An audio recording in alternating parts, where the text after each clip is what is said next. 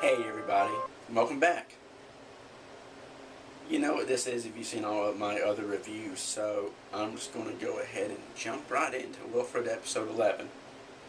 Now, I really enjoyed this episode. Again, if you've been following my last reviews, you've seen where I've been really excited about it delving into the story and all the psychological twists and turns and all that. But this episode, there was kind of a hint, possibly the end of a little bit, thing that might be kind of weird and do with the story and might cause conflict later. But other than that, there wasn't anything. I don't remember anything about the drawing. I don't remember anything about maybe why Ryan sees Wilfred. This episode really delved into the humor, and I found it to be a hilarious episode. So let's go. We open up with the suspicion that Anne is moving, because Ryan sees on her computer all these rental houses and apartments and such like that, and he starts to fear that she's moving because he's become somewhat reliant on her, and he also has a job interview, a job recruiter that's helping him out. So he's out of a job, some money issues are tight, and that's how the episode kind of starts off on that dependency. And of course, in a minute we find out that Ryan is trying to see a job recruiter. So, with that on, the rest of the episode was about Wilfred being in love with the dog that was in heat. This is where most of the humor stemmed from. So, one of the things was, when the dog first came in, or when Wilfred first heard about it, he was upset. He was really PO'd. And yet again, if you've seen my last reviews, I always try to point out things that shows Wilfred really is a dog. No matter what's going on with Ryan and him, whatever, he is a dog. And that territorial attitude, you know, Wilfred's always been a lone dog. You know, he goes around with other female dogs and does shit. You know how that is. That's part of the show's humor. But he's always mainly been a lone dog, except for things like that. You know, a lot of humans do that. But anyway, again, it shows he's a dog.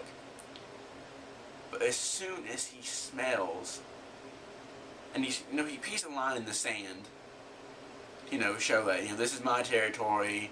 He's just a line in the sand, but he's peeing on the floor. And that was pretty funny. It was really clever, really humorous. And one of the things I really like about the show is the humor. Now, of course, once he smells the dog's in heat, that's when he starts to really get around, or he hasn't seen the dog yet. He doesn't see the dog for most of the episode. But even though Wilfred's the same dog, in some ways he changes, and it's really funny how they do that. Like, Ryan goes down in the basement, and one more thing about Wilfred, you know, how he acts and stuff. This is before he smells the dog in heat. And his big plan to make the other dog mad and get back at the other dog is to let her play with his toy, his squeaky toy, and then snatch it back. But for humans, that would be nothing. That'd be just a little thing. For dogs, you know, dogs steal toys all the time. They get into fights over it and all that. But that was another thing that I found to be pretty darn clever to show that Wilfred's a dog. And moving on to what I was going to say. Ryan goes down to the basement, and this is one of the funniest parts of the episode for me. You know, Wilfred's on there, he's on a keyboard, he's singing a song about how much he loves the other dog and this and that. And it's just so well done. It's clever. Jason Gann is hilarious. He's a riot. And with that song, he is so well. I mean, I was laughing. I mean, I was trying to write my notes down and taking notes for the review. We almost couldn't at that part because, you know, I was laughing at it. Great. Really great humor in this episode. Now, another thing was, I thought was funny, was, we were talking about how Ryan, how he doesn't have a job. He's kind of staying in the house all the time. And he's weird. And Wilfred finds out, this is before anything else happened with the song and stuff, I believe, but that he ordered a Lego set, and from what I could hear, it was a medieval market. That's great. I could really see Ryan playing with Legos. I mean, that's kind of weird, but the same way, I could totally see it.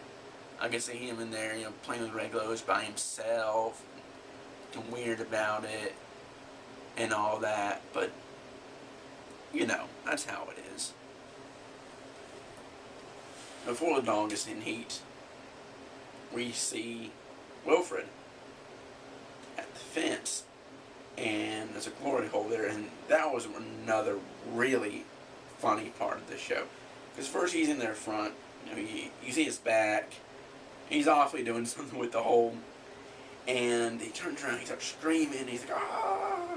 And he gets trying to pour water on his ass, and, it's great. The show's crude humor, I've always found to go just far enough, but not go too far where it's just trying too hard to be crude, and just trying to be too much in your face without any cleverness behind it, and therefore falling apart. But I don't find the show to do that. And this is one of the jokes I did not find it all to do that. And just like the whole thing with the song, it had me laughing.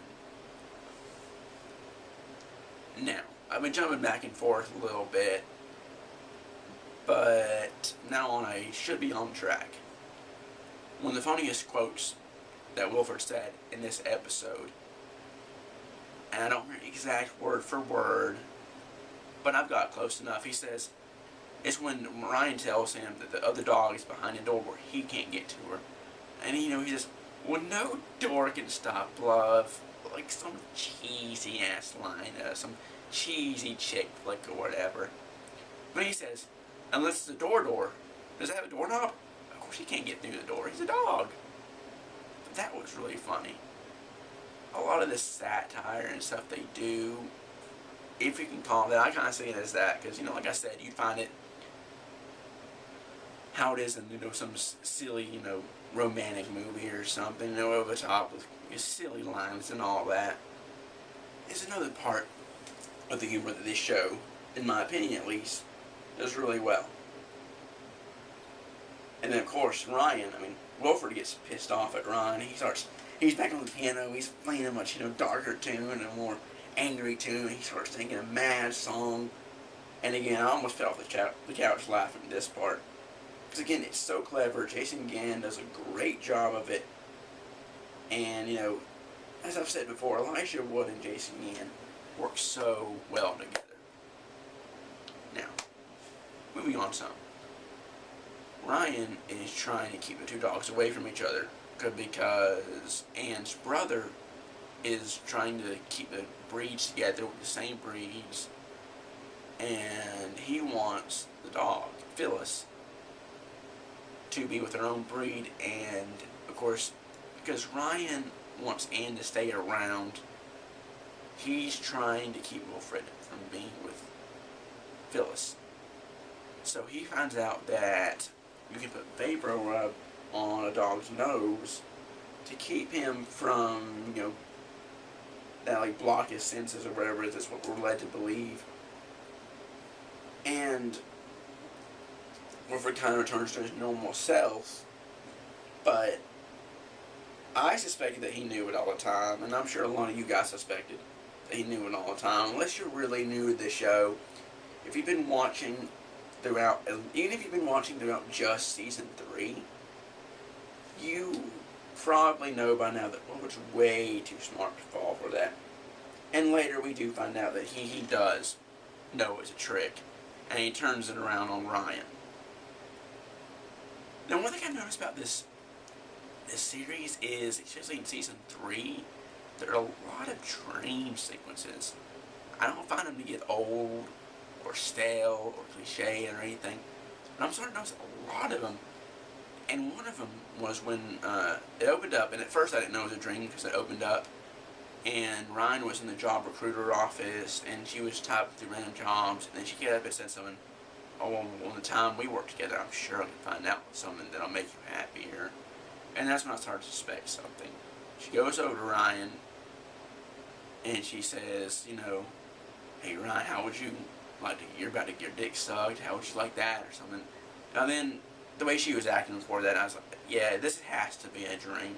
But what that led up to was, of course, us finding out, even though most of us already knew, that Wilfred knew the whole time about the vapor web. It wasn't really working. It was just an act, because earlier in the show, we see that he has this sex toy, and he uses on Ryan, and his big plan is create a baby, because he's trying to prove, you know, the whole fight's going on between it's different with breeding dogs and humans breeding, and of course, again, we all probably knew this was a trick, but all of this is executed really well.